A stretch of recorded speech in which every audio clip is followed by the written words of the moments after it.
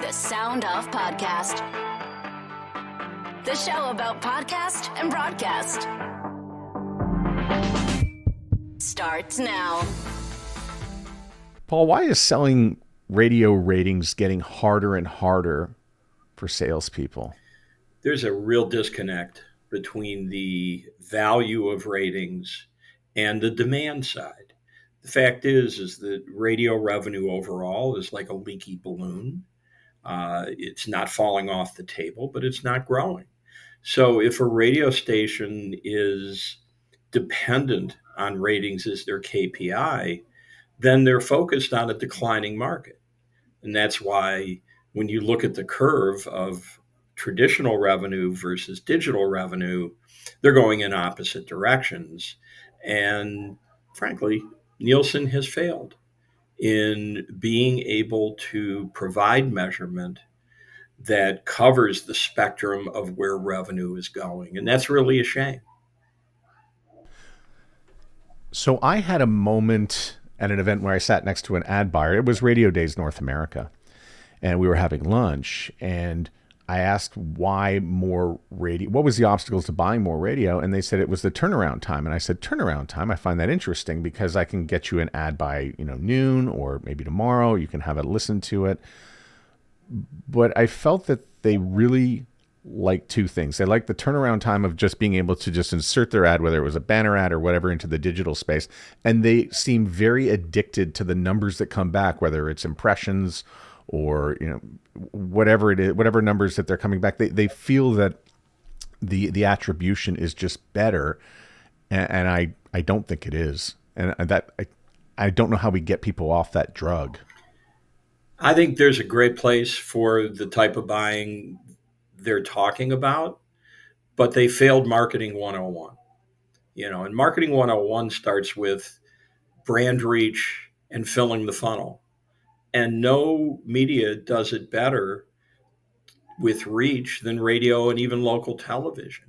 And so, it's great. You can measure your clicks and measure that level of response. But if people don't have an impression of you, if people don't have any emotion about the business or, any kind of connection, particularly locally, they're missing a key piece. And the fact is, even though both radio and television have aged, and overall listening has slipped, the ability to reach masses is a key component in media buying. And I think they're taking the easy way out, and I think they're giving their clients short shrift. We had Dave Sturgeon on this podcast a few weeks ago, and he's an ad buyer. And one of the things that he said was he needs to purchase radio in order to sustain the client. How is it possible that there's just so much churn in the digital space and local advertisers or any advertisers aren't really picking up on the fact that, this isn't really making my cash register ring? Maybe we just haven't sold ourselves as an industry well. When was the last time there was a real marketing plan for radio to the advertising community? And we stopped doing that. So, we've reverted to, one station peeing on another, and they suck, and, their morning guys are drunk, and all that stuff. And frankly, nobody's out there championing what's good about our industry on a sustained basis. The RAB tries. Each individual company tries, but marketing, if we don't have a cohesive message that is reflected by the literally thousands of feet we have on the street, we're not going to make the right impression. And then you layer on it this generation of media buyers, and I hate to stereotype, but most of them are under the age of 50 and probably didn't grow up with radio. So the imperative of our business is just not baked in. And so we have work to do, and frankly, we haven't done the work. I'm 55, and this predates me. But growing up, I used to hear radio red hot because it works. And so take me back to that era. why did radio people get together for that? And I felt they were really going after television and newspapers that were may have been infringing on their territory. But give me the story behind how that came about. Maybe we can make that happen again today. I would love to, but I'm going to probably move into controversial waters here with that simple question. Back then, no particular ownership group had any power over the others. Everybody was maxed out with 7 a.m. and 7 FM stations. And so there wasn't a company or two that could stop the presses, if you know what I mean. And today, the power is concentrated into a few companies. And I'd love to tell you they play well together. But if we can't get all of them to agree on a strategy, then it's going to fail. So nobody's at fault, but today's reality is. Yeah, so I see an example of that happening in Canada, where the companies are not aligned when it comes to CRTC policy and trying to get aligned on what's going to be best for the medium, because the two biggest companies do not have radio as the number one thing they need to really pay attention to in their stack of whatever it is that they're paying attention to. Exactly. So it's the same problem. And yeah, so just the way radio is structured today is so different from those days when, frankly, it was a heck of a lot easier. One of the things I did in the last few weeks was drive down to Buffalo to see the Buffalo Bills play. Always loved doing my trip down to the U.S. And one of the things I noticed as you cross the Peace Bridge and you clear customs and you make your drive down, as you pass this beautiful building, NPR and I think PBS are housed together at the side of the highway. And they even have the words, serving Toronto, or at least Toronto is presented there, and the relationship they have from there. And I couldn't help but think of, this public radio and its role that it plays in today's landscape. And I know that you do a lot of work with public radio, whether it's, the studies you provide. So how healthy are they, and what do they have to look forward to in 2025? They got a pretty serious cold in a lot of levels. I'm going to go long here. Let's start with the obvious, and that's just the shot they have taken with the demise of CPB and the amount of base funding that is disappearing. And this isn't just Buffalo, this is across the entire system. Public radio, I can't comment as much on TV. I'm a radio guy. Public radio, all too often, has operated with wrapped in a warm blanket of security with CPB funding. Many are licensed to universities, and they've got that guarantee. So the urgency to grow, compete that we have as commercial broadcasters isn't as endemic with the culture of public media.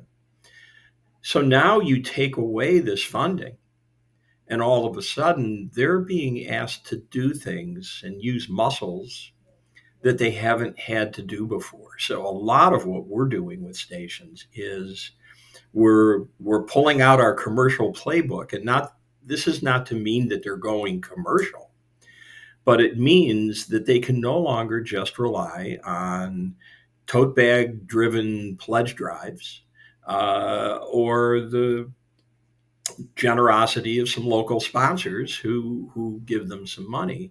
And they now have to move into a more competitive world. Revenue is more important than ever. So that's one part. But the other part has been a lack of development of program content. We say to people, when was the last hit show? People love hits, drives listeners. When was the last hit show created by NPR Monday through Friday? And you can't tell me what that is because it's been so long. Is it Fresh Air? Is it Diane Rehm? So there also has not been an investment in programming that compels new listeners and excites old listeners. And so they're kind of caught between some really challenging forces here. Now, there are situations, and you brought up Buffalo, there are situations where leadership saw this coming, and Tom Calderon, who we know from his commercial days and his time with us, and a great radio career and TV career at MTV and VH1, he saw this coming, and he has been getting his staff ready to start thinking differently. And this coming Thursday, we're going to be in Buffalo launching a major digital content and revenue initiative that is probably more aggressive and expansive than most other public radio stations in the country. I would ask for you to share it, but obviously you can't share it. But I'm always very interested. Oh, okay. Well, give us a little small peek into what would be different and what would be new that you might be unveiling here. Well, the philosophy will be incredibly different. That our development team will not just be selling credits, sponsor credits on the radio or their PBS station, but rather we'll be selling an entire suite of digital products. So we're going to be selling OTT, we're going to be selling SEO and SEM and social media. But at the core of it is the unveiling of BTPM Plus, a fast TV channel with 7 different channels within it that will allow us to begin to develop audience in other parts of media and obviously monetize that as well. Major content investment. But they've made other smaller content investments, but this is a big leap, and we're going to be doing it. Chris Brunt and I are going in. We're going to kick it off with a big presentation in front of the advertising community. Then we're going to be meeting with them over a couple of days to make sure they understand that this isn't your father's public media company anymore, that little 10-second credits are a part of what we do, but we now are a competitive multimedia company for Buffalo and Toronto and Southern Ontario. Yeah, and I look at Buffalo. Buffalo looks and feels a lot like where I am right now in Winnipeg. And I know a lot of people try things out in Winnipeg. I know that, Jacobs Media has had a lot of success in Buffalo with 97 Rock and a few other projects that you've done. So is this a test market? No. We rolled out what we call Jacobs DR, digital revenue, about a year ago with Chris Brunt. We're working with about 7 or 8 radio stations around the United States. A couple of them are public. The rest are commercial. All medium to small markets where we literally are building a digital revenue program for them that contains, some are as full as what we're doing in Buffalo, others are a little narrower, but we're really focused on this digital revenue component because, again, as we said at the beginning, man, traditional revenue is going down. If we don't make the shift and if we don't get salespeople to wake up and stop fighting this, and we don't get general managers to put their head in the sand and not realize this, we're in trouble. So we're really pushing this out hard. And so far, we've seen some decent success. And I think in year 2 for these stations, we're going to see some significant success. Podcast is a very big part of NPR. Are there new ways for them to monetize in the podcast space? No, I don't think so. I think they've created some incredible podcasts. I think, the repurpose of a lot of their on-air iconic programs has also done great for them. I don't know where they go with that. But I again, to my previous point, while they've invested incredibly well in podcasting and deserve, a lot of high fives, they haven't invested in radio programming. So, we don't work for them. So I don't know what they're thinking, but it's curious to me that there hasn't been an investment and the stations haven't been crying for something new and relevant and frankly exciting. You know, a lot of those podcasts were repurposed radio shows that went to the front. And if you look back at the big hits from 2017, most of the top 10 was public radio. And if you look at it today, it is not public radio anymore. Those shows are no longer there. But talk about radio stations and apps, because we've had this fight inside radio for many years. Let's get an app. No, we're going to get a group app. No, we're going to get another app. No, we're going to be part of Radio Player Canada. You know what? We're just going to join the iHeart app. And, you know, it seemed to be rather exclusionary. I like the idea of being everywhere, but something that you touched on recently was the importance of bringing back your own radio station app. Yes, I think it's important, and I agree with you. You know, having your own app and being on iHeart or TuneIn or Odyssey or whatever, that's fine. If that's where the audience is and you cut a good deal with them, go for it. At the same time, you need to have, in most cases, your own app.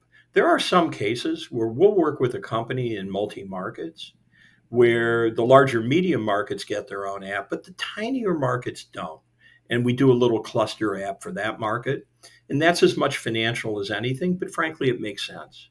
At the same time, the problem with mobile apps for radio stations aren't the apps. It's the, hey, we have an app. You can stream us. Isn't that great? And then the app stops doing anything else. I mean, occasionally there'll be video or podcasts if the station has it. But stations are not thinking about mobile apps as a programming tool, an audience engagement tool, and being able to do more than just push station stuff out there. Great example. We work with a hip hop radio station that on Black History Month, they create a section in their app, which is a salute to local Black owned businesses.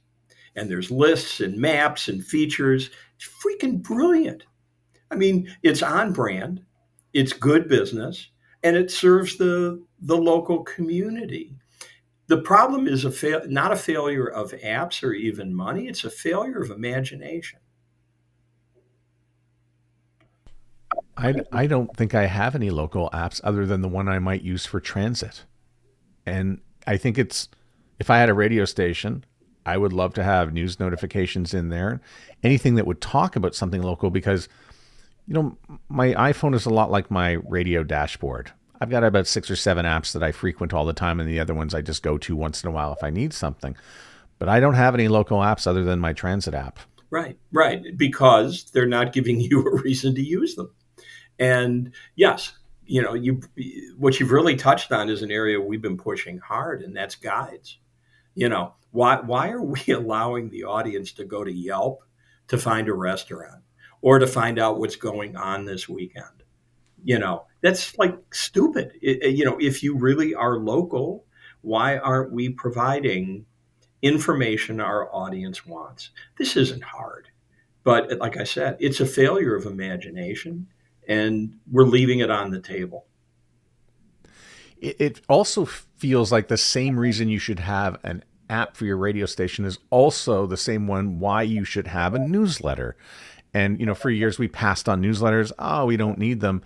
And, you know, lo and behold, in Canada, we had some legislation that was misguided that went through, and now you can't share information on Facebook. Don't you wish you'd spent years building up your newsletter list and marketing to your listeners? Yeah, isn't that amazing? You know, it's funny, and Fred talks about this all the time, and we've been testing this in our tech surveys. And, you know, this will make you crazy as a podcaster, but we compare the audience engagement with podcasting versus newsletters.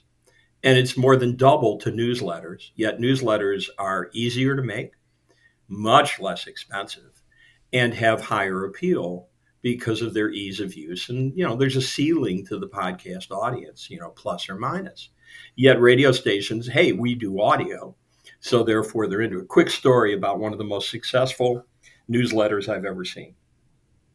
Again, a lot of stations use newsletters to promote their own stuff.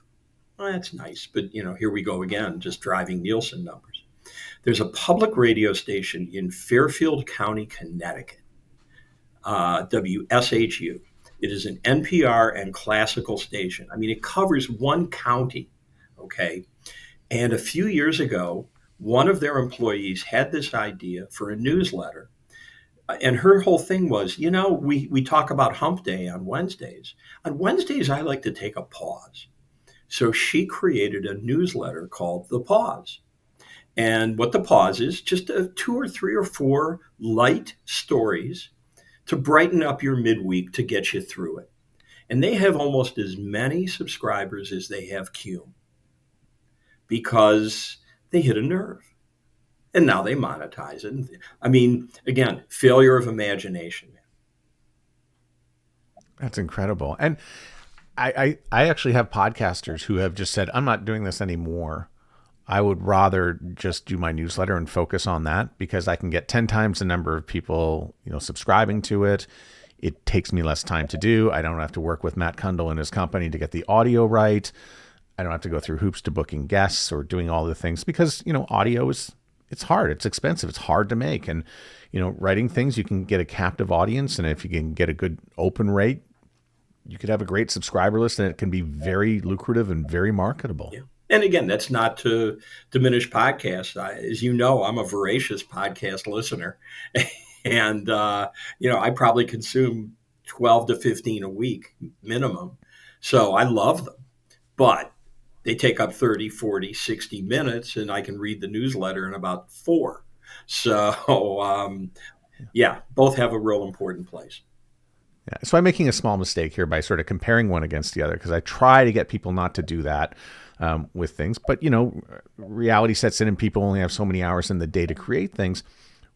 And you're talking about selling digital, many different platforms in many different ways with Radio Q and whatnot. So what advice do you have to somebody who's selling to keep people from comparing numbers against one another? I have 30,000 of this, but I've got 3,000 of this in audio. Like comparing audio against maybe print or comparing it against a Facebook impression, because the numbers are everyone has their own way of counting. That's right. So what is the best strategy to get people to stop comparing numbers in that sense? Here's the dirty secret.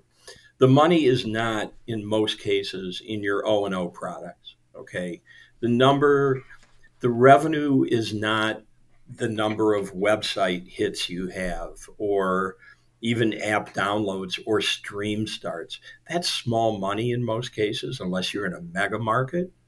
The money is in selling other people's digital, like I talked about earlier.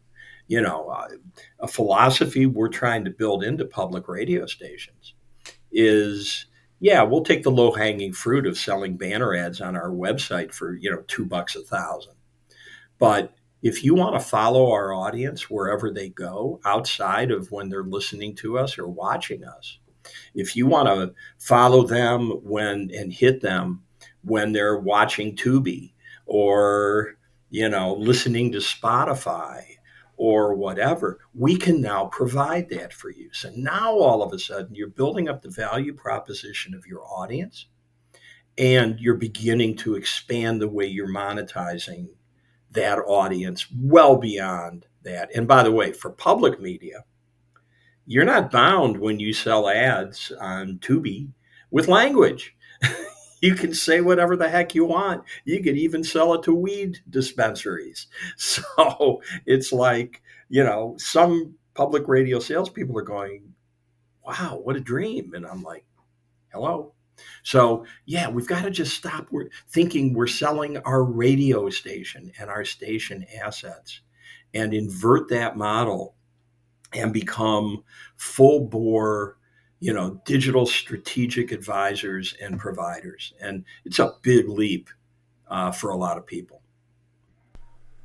What am I to make of the change in measurement for radio? The 5 minutes used to get credit for 15 and now it's dropped to 3 minutes. And, oh, look, it's a new way to count. Is that it? That's all it is? It's nice. Okay. But again, go back to the leaky balloon. You got slightly higher numbers for a space that has declining advertiser interest. And again, I don't want to be doom and gloom about the importance of radio revenue. It's still going to be the core of what these stations have. but it's not growing. I think I said this to you the first time you interviewed me.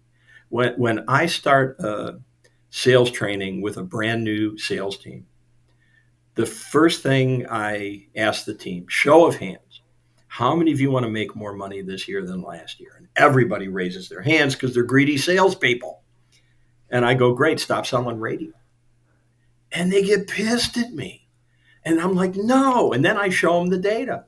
I show them Burrell, I show them eMarketer, I show them all these things going, I want you to sell into growth. And it takes time because they think they're radio salespeople and they're not. So I'm having flashbacks and actually titled the episode, Stop Selling Radio. Oh, there you go. Yeah. Tell me about the value of radio being free and being able to sell that. Critically important. It came out of a question we started asking in Tech Survey a few years ago. We provide a list of all these options of, why do you listen to your favorite radio station? And the first year we asked it was probably 5, 6, 7 years ago. It's free came in second and has remained there. And actually, the value of that proposition has gone up as subscriptions have also gone up. And there's a real parallel here. A lot of consumers during COVID began to subscribe to all the Plus TV stuff and everything else because they're stuck at home, and that became their entertainment. Well, all of a sudden, they're checking their Visa bill, and they're like, oh, my goodness, I spent all this every single month for all this stuff. So the radio is free piece. We tell sales teams, lead with that. That is a value proposition of what we do. I think I might have shared this with you several years ago. I was on a panel.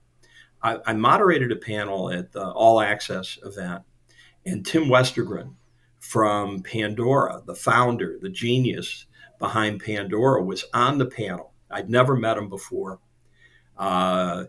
He planted his flag as wanting to destroy radio.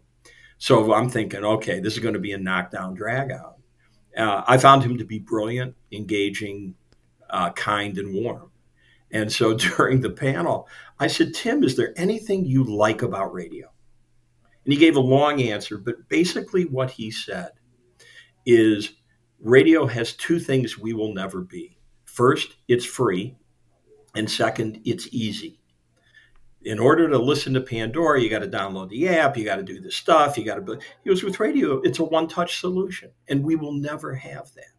Yet as broadcasters, we take that for granted because it's just been baked in the cake. And the fact is, it might be more important today than it has ever been. But do we tell people about that? No. Is there something we shouldn't sell inside the radio station? Because I can see with all the new things that are available, I look at everything right down to the dash. You can sell parts of the dash, perhaps. But is it possible that it can get so cluttered? Is there something we should just sort of skip and maybe not do and tattoos? Leave that to programming? Tattoos. No, I think selling into the dash and full disclosure, we consult Q, the company that provides that service. So, I'm probably not the right person to say that it's wonderful, but it is, and it works, and we've done the research. I think necessity at this point requires that we look at everything. However, these 8 to 10 stop sets on the air are abysmal. And, this whole thing of programming to Nielsen and programming to the bow tie clock and all this stuff, as a listener, I can't listen to it. And as somebody who sells advertising, I could not in good conscience convince a client or even try to convince a client that being 7 out of 8 in a stop set is a fine thing. Local radio station is actually promoting free against my Spotify playlist. So I did notice that. It said, maybe you're tired of your Spotify playlist and maybe you're tired of subscriptions and maybe you'd like to try out the radio because it's free. And I kind of like that. I love that. That's Yeah. exactly what I was talking about. That's the value proposition. Yeah. And there's a picture of it, by the way, on the blog post for this episode for anybody who wants to go and look at it. I think it's smart. And maybe, a cynic might say, "Oh, that's just not going to work." But you know what? It does work because my Spotify playlists suck. I also don't like to curate my own music. I only do it if there's a party and we want to listen with friends. It's a lot of work. You And don't want to work for it. no. And I'll tell you one of the joys that I've recently discovered again that involves radio. And it took me to all this time in that satellite radio. And the only time I ever had it was if I rented a car or if I had crashed my car and had a loaner. I would listen to that. I go, wow, this is kind of nice to listen to. And I finally sprung and have satellite radio about 10 minutes just before Howard Stern's about to depart, I might point out. But tell me about the satellite radio and how you look at it or listen to it. I like satellite radio as a radio guy. And from the music standpoint, there's surprise and delight occasionally, and you hear a little more depth. And I'm not a depth AAA musicologist guy. But I don't like hearing the same 272 classic rock songs over and over again. So I like the variety. Like, you talked about the apps on your phone. I probably listen to 8 or maybe 10 stations and that's it, even though I'm paying for 9,000 or whatever it is. But I think it's great. And, I've got a 10-minute commute to work. So it's not like there's a lot of value for me with that. I actually listen to podcasts driving to work, but I like it. Could it be better? Sure. Could the fidelity be better? Oh, please. But it's great. And then on top of it, I'm heavily into news. As you know, I'm a news junkie for many reasons. And so the variety of voices that I can get is also great. So it's viable, no doubt. One of the things that I really love is that you're still on X. I know your brother abandoned X, but it's great to see that you're still on X, and you put out a few political opinions from time to time. But I always appreciate your takes whenever we get together about, okay, so one of the questions I'm not asking today is what is going on in America right now, and I actually did write that down, but I'll focus specifically on the Jimmy Kimmel, the role of the FCC, and things we should be paying attention to for over-the-air broadcasters. So today, as we wake up, what should we be paying attention to about what could happen over the next 3.5 years? We wrote about that today, and it was a very carefully considered blog post that was less about Charlie Kirk and more about repression and more about if the leaders of our industry aren't careful, we will chase away the talent. The talent will find other places to have their voices heard. I thought it was fascinating with Colbert. Within 2 weeks of the show announcement, he cut a $13 million deal with Netflix. And there's a quote in our blog today from Brian Stelter, who I think is just a brilliant media observer, who really made that point and brought it home. And I'm proud to say, by the way, he retweeted me today. So that was a proud moment.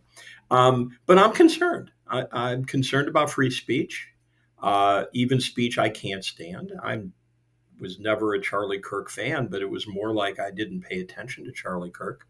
But even if he was the most heinous individual in the world, he has every right to say what he says, and Americans have every right to listen or not listen. And I feel the same way about Jimmy Kimmel, and I feel the same way about Howard Stern. I feel the same way about Rush Limbaugh if he were alive. And our Constitution has served us well, and there are bedrock principles. And I'm really concerned when the government says, you can't say that. And so I think we're at a really delicate moment. And I don't think it's left or right. I really don't. If I'm at Fox News or I'm at Newsmax, I would be deathly afraid of empowering the FCC to make decisions about content because they know one day the other party could get in there. And you just don't want to go down this, number one. But number two, part of being a great country is freedom of the press and freedom of speech. And as I recall, that's the First Amendment. There were a whole lot after that, but there's a reason why it led the way. And I'm very thankful that you brought back the story of Alan Berg, because it was one of the first things I thought about last week when the news broke about Charlie Kirk. Yeah, that came out of a conversation Fred and I had Friday afternoon. I mean, some blogs kind of write themselves, and Fred comes up with the idea at 5:30 in the morning, and we publish at 8. This blog today was considered over probably 5 days, and we didn't feel we had it. We didn't feel our point of view was good, or we were just saying what everybody else was saying. And Friday afternoon, one of us brought up Alan Berg and the parallels between what happened to Alan. And for your listeners who don't know, either go to the blog or he was a controversial radio talk show host at night on KOA in Denver who was assassinated on his front lawn about 44 years ago. And the parallels to Charlie Kirk are incredible. And so it's not like we haven't been here before, but it just means that the fight isn't over. And we need to fight to defend Charlie Kirk, and we need to fight to defend Alan Berg and everybody in between. I go back and forth if we're in the best of times or the worst of times with radio, and I keep defaulting to the best of times. And it goes to the question you asked me about free. And that is, despite all of the amazing competition we have for people's attention, the basic tenets of our industry are still incredibly strong. And the fact that many of us stations have remained local at a time when so much competition has moved away, the death of local newspapers. You look at local television and how it's really coming out of corporate in so many ways.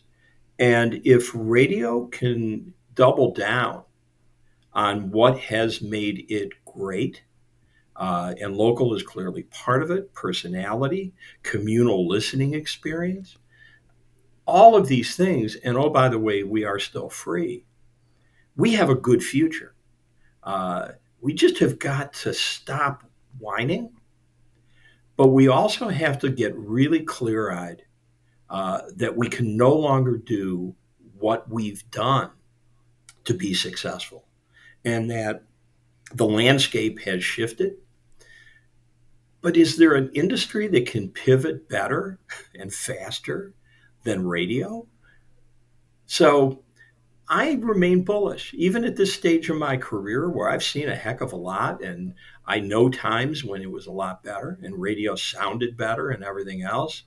But the fact is, there are some green shoots, and I think there are good opportunities out there if people just slow down and realize what makes us great and clear out all the noise and bullshit and just start doing great local radio. It is not a complicated business. Yes, we are C students, but we're damn proud of it. Paul, that is such a great way to summarize it, because it's all within reach.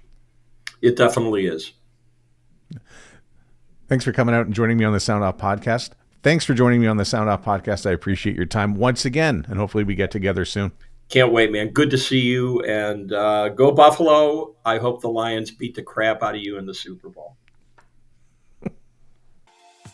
The Sound Off Podcast is written and hosted by Matt Kundle. Produced by Evan Serminski. Edited by Chloe Emo Lane. Social media by Aiden Glassy. Another great creation from the Sound Off Media Company. There's always more at soundoffpodcast.com.